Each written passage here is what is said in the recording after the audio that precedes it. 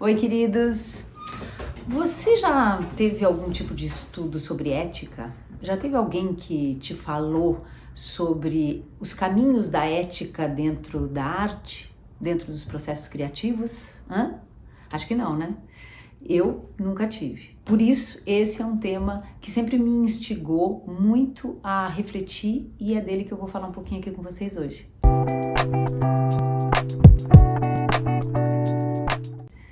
Então, a ética como processo de conhecimento, estudo e atuação do caráter nas nossas vidas, ela é um princípio muito antigo, mas que durante a história, ela nos primeiros povos, nas primeiras culturas das que se tem conhecimento, ela estava muito relacionada aos princípios espirituais. Então, as culturas mais antigas, a indiana, africana, indígena, a judaico-cristã, nos seus primórdios. Então, elas sempre foram pautadas a partir dos princípios espirituais daquele determinado povo. Então, o que é certo aos olhos de Deus, daquela determinada cultura, então é o que dita o que é certo e o que é errado. Porém, com o passar do tempo, quando já começou a se aproximar da era de peixes, mais próximo na Grécia, já mais próximo da passagem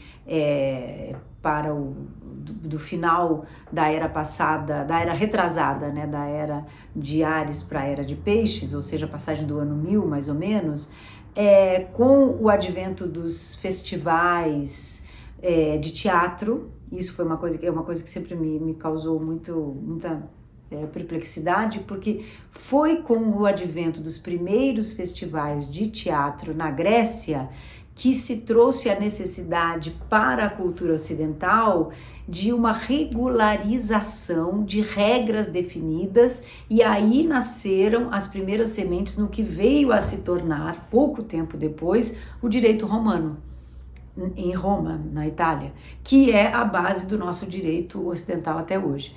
Então vocês vejam que tem a base de todo o nosso direito, ela é de uma cultura que não tem muito a ver, falando aqui da nossa brasileira, não tem muito a ver com a nossa, é do direito romano. Então vocês vejam que tem uma estrutura aí que é importante a gente saber e refletir. Então, você sabia que isso tinha alguma coisa a ver? Direito com teatro, né? Eu fiz faculdade de arte cênica, sou atriz e fiz direito, pouquinho, mas fiz. Então isso foi uma coisa que sempre me chamou muita atenção.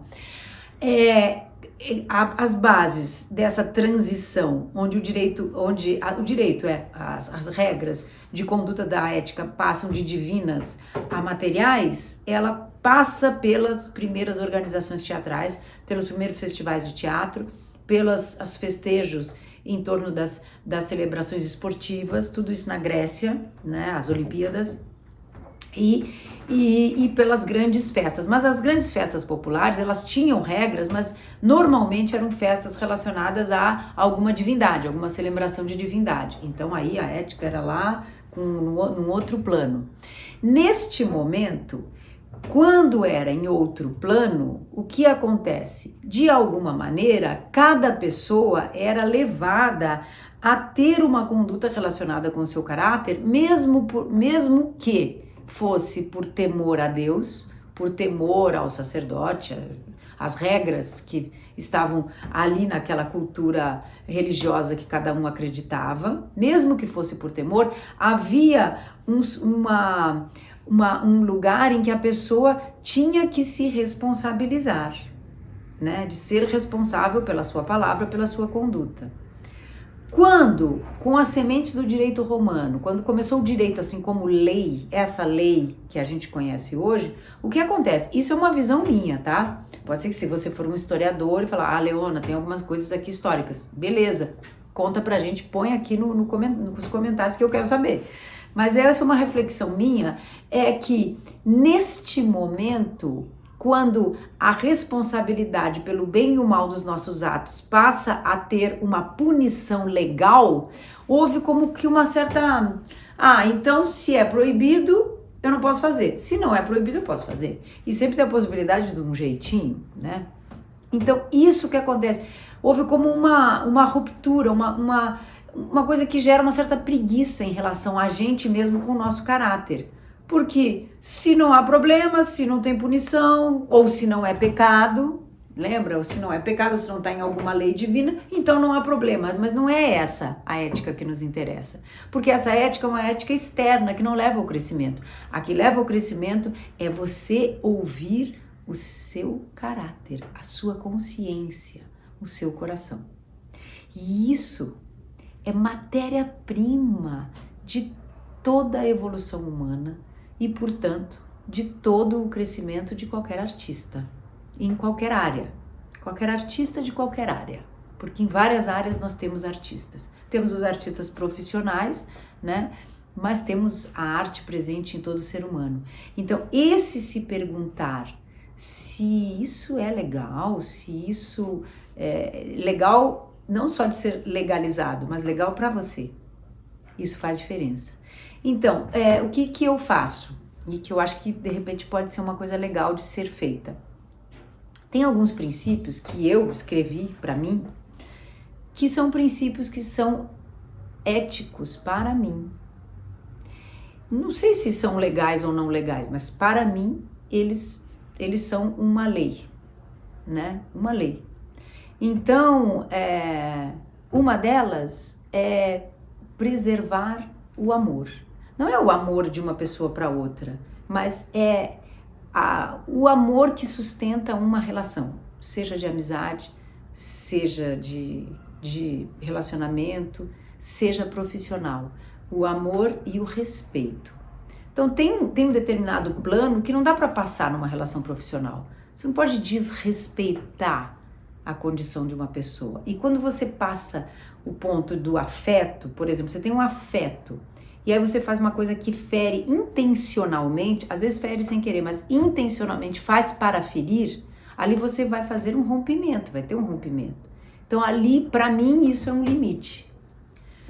Aí cada um vai achar o seu.